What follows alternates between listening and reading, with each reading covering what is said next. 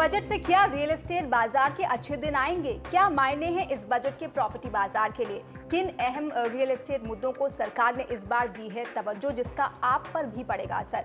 इस पर बातचीत के लिए कई जानकार और इंडस्ट्री के दिग्गज हमारे साथ आज जुड़ रहे हैं। सबसे पहले सुनील मंत्री हमारे साथ जुड़ रहे हैं, जो कि CMD हैं मंत्री रियल्टी लिमिटेड के लिए। Ravi Ahuja, ED Cushman and Wakefield India. Rakesh Makkar, president and CDO DHFL। RK Arora, CMD Supertech. और ज्योत्सना गाडगिल दिल्ली में हमारे स्टूडियो से हमारे साथ हैं, जो कि ज्वाइंट जनरल मैनेजर हैं केयर रेटिंग्स की। आप सभी का बहुत बहुत स्वागत है।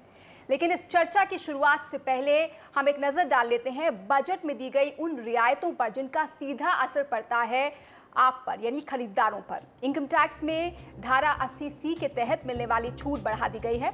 आपके घर कर्ज की अदायगी की रकम में जो हिस्सा मूल यानी प्रिंसिपल कंपोनेंट की अदायगी में जाता है वो 80C में शामिल है। इसकी लिमिट सरकार ने 1 लाख से बढ़ाकर 1.5 लाख कर दी है। अगर आप अपने खरीदे हुए घर में रह रहे हैं यानी सेल्फ ऑक्यूपाइड प्रॉपर्टी में रह रहे हैं तो उसके लिए लिए गए कर्ज पर लगने वाले ब्याज में मिलने वाली छूट की लिमिट भी 1.5 लाख से बढ़कर 2 लाख कर दी गई है।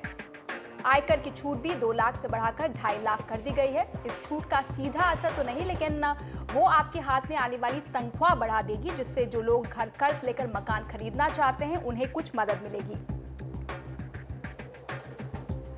तो सुनने में अच्छा लगता है कि कुछ ना कुछ तो दिया गया है खरीदारों को, लेकिन जानते हैं कि इसका कोई असर प्रॉपर्टी के मार्केट पर पड़ेगा या नहीं, डिमांड बूस्ट होगी या नहीं। इसके लिए जाते हैं सीधा मक्कर साहब के पास। तो राकेश, आपसे जानना चाहेंगे, ये जो सॉप्स दिए गए हैं, टैक्स में जो रियायतें दी गई हैं, होम लोन क्या लोग अब ज्यादा लेना पसंद करेंगे या इससे कुछ खास असर नहीं पड़ेगा? देखिए, बहुत ही अच्छा बजट है क्योंकि इसमें कस्टमर्स या ग्राहकों का बहुत ख्याल रखा गया है। एक तो काफ़ी सारे कस्टमर जो अफोर्डेबल हाउसिंग में हैं उनके लिए सबसे बड़ी दिक्कत होती है डाउन पेमेंट। जिस प्रकार सरकार ने टैक्स स्लैब बढ़ाया है उससे थोड़ा पूंजी उनके हाथ में और बचेगी। एक विशेष फ़ायदा उनको वो होने वाला है। दूसरा फ़ायदा ये है कि उनको टैक्स बेनिफिट भी मिलेगा, जो कि एक 1.5 लाख रुपये से 2 लाख रुपये इंटरेस्ट का दिया गया है, और उनको ATC में भी एक्स्ट्रा प्रिंसिपल पे भी एक्स्ट्रा फ़ायदा होने वाला है। हमारा मानना ये है कि जो कस्टमर आज की तारीख में 10.25 या 10.5% पे लोन लेता है, यदि वो टैक्स बेनिफिट लेता है पूरे, उसको उसका इंटरेस्ट रेट 8 से 7% तक जा सकता है। तो अगर आप देखिए देश में इन्फ्लेशन 8-8.25% पर चल रहा है, तो इस तरह की छूट मिलने से वो कम से कम इन्फ्लेशन से नीचे जा रहे हैं यदि वो हाउसिंग लोन लेते हैं।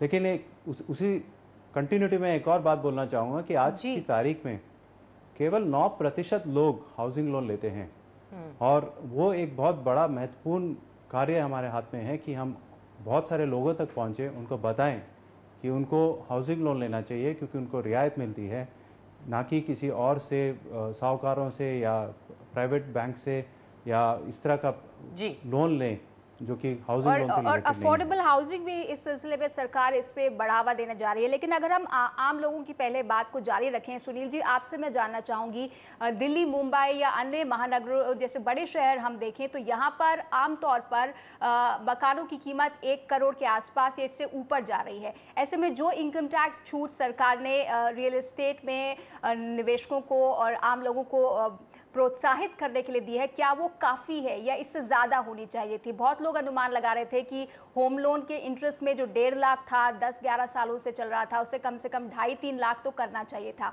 तो क्या यहाँ पर ये काफ़ी है? मुझे लग रहा है ये काफ़ी नहीं है, पर शुरुआत के लिए अच्छा है।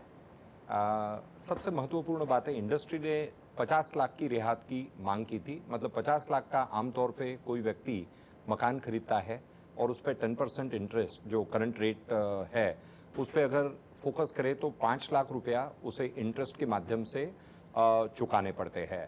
तो ऑफ कोर्स हमने एक कैटेगरी की थी, हमने ये एक बात रखी थी कि मेट्रो शहरों के लिए ये सीमाएं 5 लाख तक बढ़ाई दी जाए, टियर 2 के लिए करीबन 3 लाख और टियर 2 के लिए, टियर 3 और 4 के लिए करीबन 2 लाख तक दी जाए।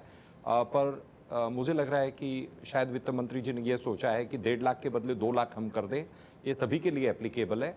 खास करके मेट्रो में जो पेरिफेरल एरिया में मकान बन रहे हैं उसकी कीमतें 25, 30, 40 लाख रुपए तक है, उसमें ज़्यादा करके बेनिफिट मिलेगा। पर जहाँ पे मकान करोड़ों में है उसे बहुत मार्जिनल बेनिफिट मिलेगा।